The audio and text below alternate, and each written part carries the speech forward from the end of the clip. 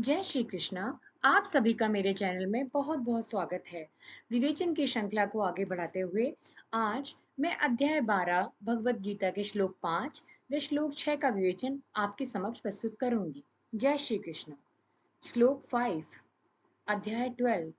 क्लेशोऽधिकतरस्तेषाम् अव्यक्तासक्तचेतसाम् अव्यक्ता हि गतिर्दुःखं देहवद्भिर्वाप्यते। श्लोक नंबर 6। ये तु सर्वाणि कर्माणि मयि सन्न्यस्य मत्पराः अनन्येनैव योगेन मां ध्यायन्त उपासते। भगवान श्री कृष्ण कहते हैं, अव्यक्त में आसक्त चित्त वाले उन साधकों को कष्ट अधिक होता है, क्योंकि देहाभिमानियों के द्वारा अव्यक्त विषयक गति कठिनता से प्राप्त की जाती है। परंतु जो कर्मों को मेरे अर्पण करके मेरे परायण होके अनन्य योग से मेरा ही ध्यान करते हुए मेरी उपासना करते हैं, वो भक्त मुझे ही प्राप्त होते हैं। अर्थात भगवान कहते हैं कि अव्यक्त में आसक्त चित्त वाले निराकार की भक्ति करने वाले उन सभी साधकों के बारे में मैं बता रहा हूँ कि वे साधक जो अव्यक्त की उपासना करते हैं उनके लिए कष्ट थोड़े ज्यादा हैं। वास्तविकता यह है कि भगवान का रूप जब मेरे सामने आया तो मैंने हाथ जोड़ लिए। मैंने भगवान को देख लिया, काम समाप्त।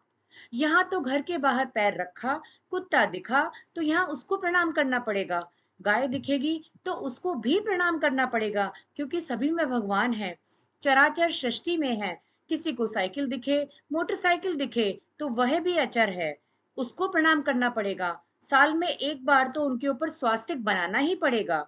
दशहरे के दिन हमारे समस्त आयुधों की पूजा करने को कहा गया है। उस दिन हम अपनी गाड़ियों पर भी स्वास्तिक निकालते हैं, क्योंकि गाड़ी में भी भगवान है। चराचर सृष्टि में देखना कोई आसान कार्य नहीं होता, वहां पर बहुत ज्यादा कष्ट है, क्योंकि देहाभिमानियों द्वारा अव्यक्त विषयक जो निर्गुण निराकार है उसके विषय में गति कठिनता से प्राप्त होती है। अर्थात बड़ी मुश्किल से उन्हें अव्यक्त में अपनी गति लगानी होती है। भगवान ने स्वयं ही यहाँ पर कह दिया है कि इस मार्ग में बड़े दुख हैं, इसलिए यह काम थोड़ा मुश्किल है। सगुण भक्ति करने वालों को मैं बड़े आराम से मृत्यु संसार के सागर से पार लगा देता हूँ। मृत्यु संसार सागरात। मृत्यु संसार का सागर क्या है?